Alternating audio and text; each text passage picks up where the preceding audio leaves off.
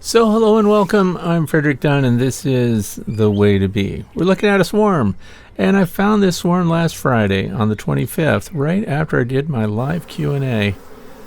And so it was late in the evening and it looked like that swarm had been there for a while, so I thought, you know what, I'm just going to shake them into this 7-gallon bucket, put a queen excluder over the top of the bucket, and see if I can't collect these bees and put them in a hive that already has a bunch of frames in it. And sure enough, it worked. Look at this. They are walking into this hive as if I used something to lure them in, and I did not. The only thing that's in here is a bunch of frames, a bunch of drawn comb. In fact, it was left over from a dead out, unfortunately. And it's been cleaned up, but I did leave some frames of pollen and things like that in there. I was just running behind. So, since this worm has hung out for so long and they're all going in all of a sudden, I really don't need to collect the queen. And I don't need her to control them because they're already casting their votes. But we do spot the queen here on the underside of the queen excluder several times, in fact. She makes a showing, but she is a little skittish and keeps diving into the bodies of all the other bees. So I'm going to try to throw some labels on here and see if you can spot her. This is a lot of bees. And I know. Swarm in July, let them fly. I don't do that. And in fact, through the years, I catch them as late as September. And I still hive them up. What do I have to lose? I know all the arguments. They're going to compete with my other colonies. Their chances of survival are next to none. Well, that's true. If we didn't intervene, if we didn't collect them and hive them, their chances of survival are next to none. And super hot day here when this happened. And then, of course, it cooled right off and started raining again. But since I have the box, what kind of box? Some of you may want to know. Well, a solid bottom board. We've got a slatted rack on it. 10-frame line straw bead. One of the Profile Hive boxes. By the way, why waste it? The queen excluder here I got from Better Bee. These are working really nice. And there is no top or bottom side to them. It doesn't matter which way you flip them. Now normally, I dump the bees in the bucket after spraying them with water. Then I put the queen excluder over the top of the bucket. And I wait for the bees to start to exit the bucket through the queen excluder and go into the hive. Also, if they change their mind and try to fly away, maybe back to the branch where I got them, or to another location, they come right back because the queen is in the bucket. So I'm letting her out. And she's a little skittish, actually. I'll tell you ahead of time. She hides in among the other bees. So if you see her right at the timestamp, there she goes. Now, I know that label didn't follow her very well, but it is the point that she appeared. So if you want to go back and pause it, you'll be able to see her there. And I'm going to point her out again because she moves along towards the hive. So once again, the workers are all going in, and some of them are collecting underneath the bottom board. There goes the queen again. See that golden abdomen right there? Scoot right underneath everything. Now, if I thought they were at risk of taking off and going somewhere else, I'd collect her in a queen clip. And then, of course, I'd put that queen clip somewhere where I can use her pheromone to draw them in. Usually it's a feeder on top of the hive. If it had a tray, which this hive does not, underneath, I could put the queen in that tray until all the bees go in, and then I could put her inside through the entrance, and then I could put a queen includer on the front of the hive and keep her from scooting out again later. But I am confident, because of the way they were hanging in the tree, they were all settled. They weren't even doing waggle dances, but there again, it was 7 o'clock at night at the time of this shooting. I know it seems like it's pretty bright out. But they weren't going anywhere. There was no evidence that they had found another place to be. So as soon as I leaned the bucket with the queen excluder on top of it up against this landing board, they just went right in like it was home. And that tells me that they really need a place to go. Because I don't even know how long they were on that branch. It was pure happenstance that I walked by and found them there. And they're about 8 feet up. So totally accessible. Why wouldn't you collect these bees? Now would I feed them? That's the other thing. There's a lot of bees here. Colony this size, this number of bees, with The goldenrod even starting to open already. Plenty of clover out there. Based on other colonies and the fact that they're bringing in lots of nectar, I don't think I need to feed a group this big. Now, if it were a tiny cluster, softball size, football size, something like that, I think I would put some 1-to-1 sugar syrup on, but I'm not going to in this case. The other thing is, I want you to notice the entrance on the solid landing board here, the bottom board. It is only 3/8 of an inch high. And that's because these bottom boards are reversible. And when you get a bottom board that's reversible, they have a summer side, which is the 3/4 inch side that most people put up. And then there is the winter side, which is the 3/8 of an inch side. I see no reason to not just leave that 3/8 inch side up. So, the bees do leave this bucket on their own. For those of you who are in suspense, wondering if they're going to move in, they do. But later, they change their mind and they try to get away. A couple of days later, in fact, and I don't blame them. This colony is, like I said, the frames are a little bit of a mess.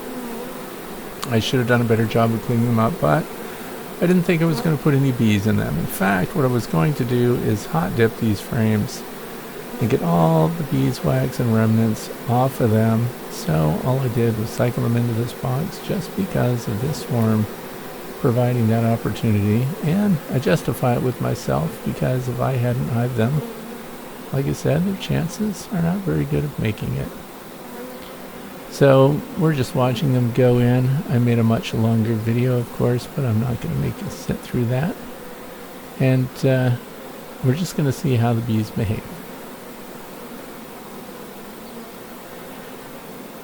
You can also see that they're coming down the front of the hive. It is interesting to me. You do have to put your bucket and the queen excluder and things like that. When you collect a swarm, you want them to walk in like this. If you're not going to shake them, you do want to have it in direct physical contact. We talk about this a lot.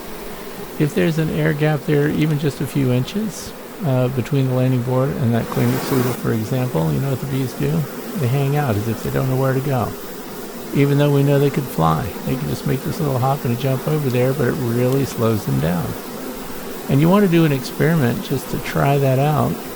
Move the bucket that you've got your swarm in, or move your queen excluder if that's what you use, or your vacuum, anything else. If it's not in direct contact, sit and watch them.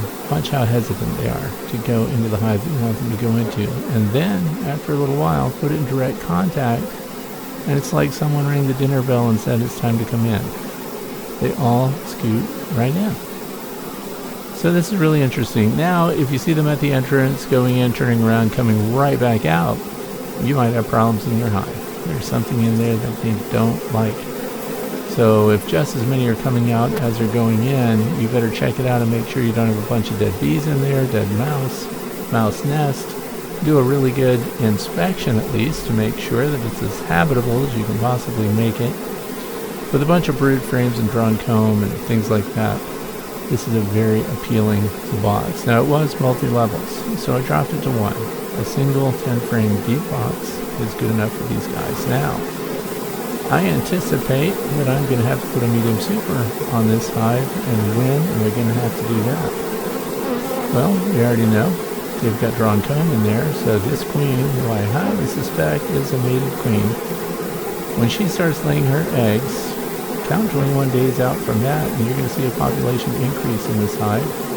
Now, between now and that 21st, 22nd, 23rd day, every single day, roughly 300 to 500 of these workers are probably going to die. So you will have a game of attrition. You're going to lose some bees as it goes, but the good news is you'll be building brood, and when they start emerging, they'll be emerging when? Well into August, and that's when goldenrod, asters, and everything else are kicking in, and this colony is going to be able to build up just fine here in the state of Pennsylvania, the northwestern part of the state of Pennsylvania. Because when we get into August, we even have a good nectar flow right into September. You may be sitting there wondering, how do I know if I'm going to have a good nectar flow where I live here in the United States? Well, you go to a website. Are you ready for it? Beescape. SCAPE.org. Go to that website. It's run by Penn State, and you can put in your location. You can find out exactly what your environment will support, whether or not you have a dearth, and whether or not it's really a great place to keep bees. It'll also let you know what the current pesticide loading is based on agriculture, and we're counting on farmers to report their pesticide use, of course, to build those numbers. But if you're looking for a place to keep bees, or if you want to know where you keep bees right now, or if you're planning to keep bees, is it a good idea to have them there, then use that website. So here we're jumping forward, July the 26th. Look at the temperature, 66 degrees. That means they're going to be using some resources already, which they had with them. And they're going to be filling those cells and getting that queen going with new brood. Now, it's important to go back and check the branch they came from.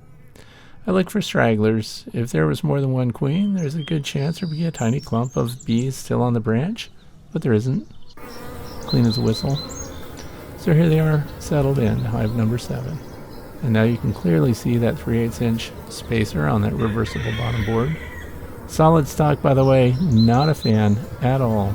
Laminated plywood style bottom boards. They delaminate over time. Now this early in the morning, and it is early, even though again the daylight betrays that a little bit, look at all the bees that are clustered underneath. They're a little bit confused. Now sometimes you can find a separate cluster that won't budge, and if you do, if there's a cluster that stays put and they don't move in even when things warm up, there's a chance you have a virgin queen down there, and it would be worth taking a look. You can remove her, and those bees would then join the rest of the swarm that's inside the hive. But these bees just got stuck down there because remember, it was late in the day that we hived them, and they got confused, and they're underneath the solid bottom board. As the temperatures warm up, they'll just come out, walk right up that landing board, and go right in the entrance where that lone worker bee is fanning her wings there. This worker right here took on guard duty. Look at that. Look at the tattered wings. That's a pretty old forager. Now by the time they hit foraging stage, and the good news about swarms is they're all ages. They're not just old bees that will die out in a couple of weeks. We have time. Here's this fanning bee that's just working really hard. She does not have her Nasonov gland exposed, so she's just moving air. And moving air is enough, because those underneath are going to smell it and they're going to go right back up in there. In fact, by the end of this video, there will be no more bees underneath the bottom board. Now this is not my optimum choice for bottom boards. It's going to last a long time. I like it. The thing of it is, I'm transitioning slowly over to enclosed, screened bottom boards. So that means that the landing board they're walking across right now would have a screen, number 8 screen usually, and it would be enclosed. That's important too. Where I live, we would have the bottom beneath the screen enclosed. And we'd have a removable tray under there, and that way detritus that falls in we can pull out, including Varroa destructor mice that get groomed off. Of course it's raining, and that's okay, because look at the environment. It's flowering. We have lots of resources. Look at all the cleanup they've done. They've pulled out some cappings, they've cleaned out some old brood cells, and they're getting rid of the pollen. They don't like it. Now, when they get rid of pollen, what are they going to eat? What's going to be their protein source? Well, if you looked at the video, when we saw the background there's plenty of pollen out there. So they don't need it. They don't want this old pollen. If they left it in the cells, they just wouldn't use it anyway. They're just as likely to seal it up with a little bit of beeswax and just ignore it. So I'm glad to see it leaving. They're doing a lot of cleanup. Bees that decide, by the way, to move into a hive and stay there do clean house. Now, if they're not cleaning house and they're gathering on the front of your hive, you better be careful, because they could be about to leave. Like these bees. I came out here, I heard all this noise, and a lot of the bees were in the air and they were swirling around the hive. What did that tell me? Well, when you see a lot of bees in a newly installed hive, they could be leaving. They're going to abscond. And an abscond is pretty bad, because that means they all go. But it also means they're insulting you. They didn't like the house that you provided for them. Now, I know that they really like the hive that I provided for them. That's why I put this queen includer on the front to help them make that decision about how much they like it. Because even though they flew away and they're in the air, and the air is alive with bees right now, they're going to come back. Because if the queen can't leave with them, they're going to have to change their minds and come back and stick with their queen. And that's why a handy, it is called an entrance queen excluder. I'm just calling it an includer because I use them to keep queens in. Once you put that on there, you want to keep it on long enough for them to settle in, and then you want to see them going about their normal routine. But if I did not put this thing on here, and you can get them from Data and other places, they come in 10 frame size and 8 frame Langstroth landing board size, and I've made a couple of my own for hives that don't have landing boards. But it's a great tool to have because they would have left. Now you can play with the logic to make yourself feel good about keeping them against their will by confining their queen. You can tell yourself that they're just not going to make it if they go. They're not going to make it if they head out and hang on a tree branch again. They're hot whether they're in the day. Yellow jacket wasps are on the rise. They're facing predators now. And we've provided them with this perfect hive to clean up and occupy. So I only had to leave this on for a day. And I did. I left it for a day. They finally gave up, decided that they couldn't go anywhere, and all the workers returned. In fact, within about 15 minutes of putting this on, thousands of bees entries and went back inside. So I did it just in time. If the queen had flown out, it wouldn't have done anything to help keep the bees in the hive. So as of this posting, by the way, we'll show the end of it today in this video, but as of July 30th, they're all settled. So they've cleaned off their landing board, they've gotten rid of all of the old pollen and little bits of wax they didn't like, and they still have not been fed, and they have a steady stream of resources coming in. So there's a lot in the environment for them, and as I mentioned before, I'm just going to recap it. I feed colonies if they're tiny, if their chances of making it are not good. Some people may suggest, well, you can just pull resources from other established hives like frames of brood and honey and things like that. Stick those in a tiny colony and boost them for sure. But I don't like to do that. Halfway through summer, heading into autumn. I don't want to weaken any of the other colonies in any major ways because of other plans for their brood coming up this week. And with a small colony, if I can get by with just feeding them a little sugar syrup and getting them going, or putting on a hive alive pollen patty, which also provides carbohydrates and protein that they need, then I'll do that. The colony this size is going to provide for itself just fine, and there's a method to my madness. I don't want them to get too big. I don't want them to build too fast. I actually want them to just stay a good survivable number, and I want them to get just enough resources in, and for me that's going to be a medium honey super on top of this box, and I 99% guarantee that they are going to be able to accomplish that in the coming weeks. That queen looked pretty darn good. The fact that they were bringing in pollen right away too, it was in small numbers. In other words, a colony this size, you would expect to see pollen at 10 to 15 pollen loads per minute between 10 in the morning and 2 in the afternoon. And if they're not bringing it in at a high rate, then they're undecided. And there is a democracy here. So even though some may have decided to stay, whatever that queen decides to do and what some of those scouts decide to do, the rest of the colony will follow suit. And here they are mobbing a worker that landed here.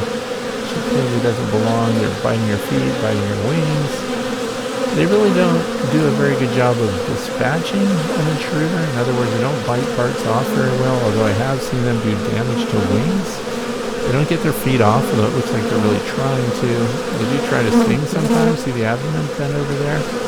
The only place they can really get a stinger into another bee is right around their wing on the thorax, and they like to park their stinger in there. And when bees sting bees, they don't die from it because they don't leave the stinger behind. We're just doing everything we can to convince these lost bees that they don't belong there. You can still see bits of pollen and stuff from the bottom. Just give me a closer look. I do like the way these queen excluders are made. You got to look them over and make sure they're not bent and that they wouldn't allow the queen to get out. The other thing is I want you to notice when they're trying to clean out a hive, and you've got a queen excluder like this on the landing board, they don't do a very good job of dragging out dead bees and stuff. Drones can't get out. So if you've got dead drones or live drones can't get in to beg for resources, and if there were drones inside, they can't get out. So they have a hard time dragging bits and pieces of wax. They don't remove too much propolis that I've seen, but they definitely are throwing out the pollen, and we found pollen just piled up on the interior side of the queen excluder. So they're handy. I recommend that you have them. Dadant is D-A-D-A-N-T, and I have no affiliation with them at all. In fact, I've asked Better Bee to carry these entrance queen includers, but they already carry the full-size ones. And an option, if you don't have an entrance queen excluder, is that you can lift the bottom box. You can put the queen excluder on the bottom board, you can put your bottom box on top of the queen excluder, and now the queen cannot get out. The drawback to that is, when it comes time to remove your queen excluder, you have to lift the box again, and it's much more invasive. With the entrance landing board style, like this, all you have to do is come back later, pick it up, and take it away. In fact, it's just sitting there. It's not clamped on, it's not screwed on. It's just the weight of the queen includer that keeps it sitting there. Now, if it's an uneven surface or something like that, you might have to put a bar clamp on there, or one of those bird box twist bolts that just holds it on, but that would imply that you can use it over and over.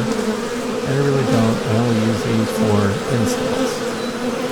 So once they're settled, the queen excluder slant includer will be removed, and the bees will just have a normal hive entrance access. If there's any chance that you've got a virgin queen in the hive that you install, then that's one thing. You need that queen to get out there and get mated. So you need to pull this off within 2 or 3 days so that she can complete her mating flight. That's it. Easy stuff.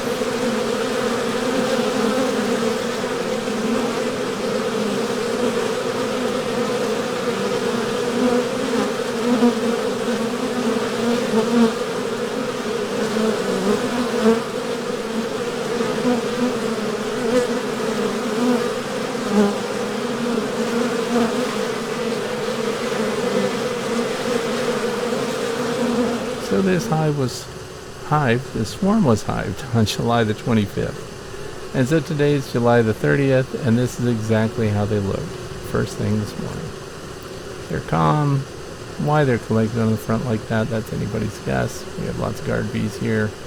Business as usual with that queen includer removed from the landing board. They were able to clean up the detritus there really good. I do not and did not sweep any of that out of the way. They do it all on their own. I should have probably shown the ground in front of the hive. You can see all the bits and pieces down there.